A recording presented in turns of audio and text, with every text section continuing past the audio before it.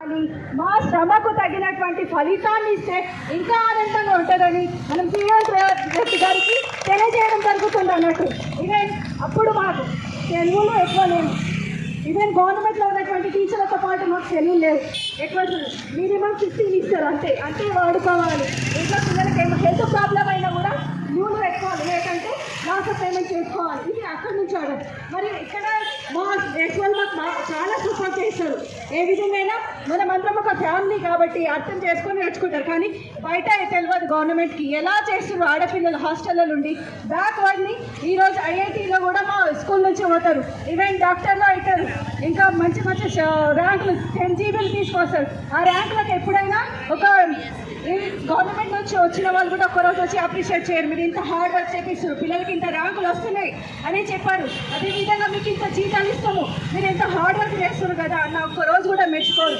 అదే ఒకవేళ 10% తగ్గిందంటే ఖచ్చితంగా తెచ్చి తిట్టుతారు. అదే మాకు ఇచ్చే విలువనా? కాంట్రాక్ట్ అంటారు, మళ్ళా తింటారు.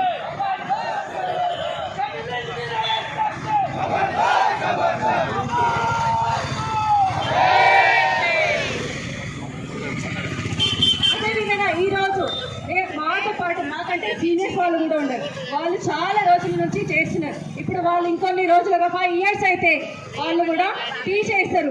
చాలా మందికి తీసేస్తారు కానీ ఏ బెనిఫిట్స్ ఇవ్వలేదు.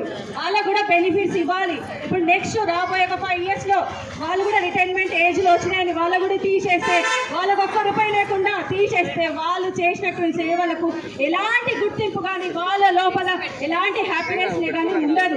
జీవితాంతం బాధపడతారు. నేను అక్కడ వర్క్ చేసినా కానీ ఒక పింఛన్ రూపంలో, నేను ఇక్కడ ₹1 పెట్టుకోలేకపోయినా అన్న ఒక భరోసా ఉండదు. ఒకవేళ అదే వాళ్ళు రిటైర్మెంట్ అయ్యేటప్పుడు ఒక 10 lakhs కానీ 20 lakhs కానీ ఇచ్చి ఉంటే వాళ్ళ ఫ్యామిలీలు కూడా వాళ్ళ పింఛన్ డబ్బులు ఉన్నాయి కూడా అని సేవ్ చేసుకుంటారు. వాళ్ళని బాగా చూసుకుంటారు. వాళ్ళ ధైర్యం కూడా ఉంటుంది అన్నట్టు. అలా లేదు, ఎక్స్‌గ్రేషియా లేదు, ఇంకా హెల్త్ కార్డ్స్ లేవు, ఎలాంటివి లేవు. ఎన్ని ఆరోగ్య సమస్యలు వచ్చినా కూడా ఉన్న సాలరీలకు వెళ్ళి అక్కడ సాలరీ రాదు, ఇక్కడ హాస్పిటల్లో ఉండాలి, అప్పులు చేసుకోవాలి. అంటే మేము అప్పుల కిందకి మా జీతాలన్నీ వెళ్ళిపోతాయి అన్నట్టు. హెల్త్కి చూసుకోవడానికి వెళ్ళిపోతాయి.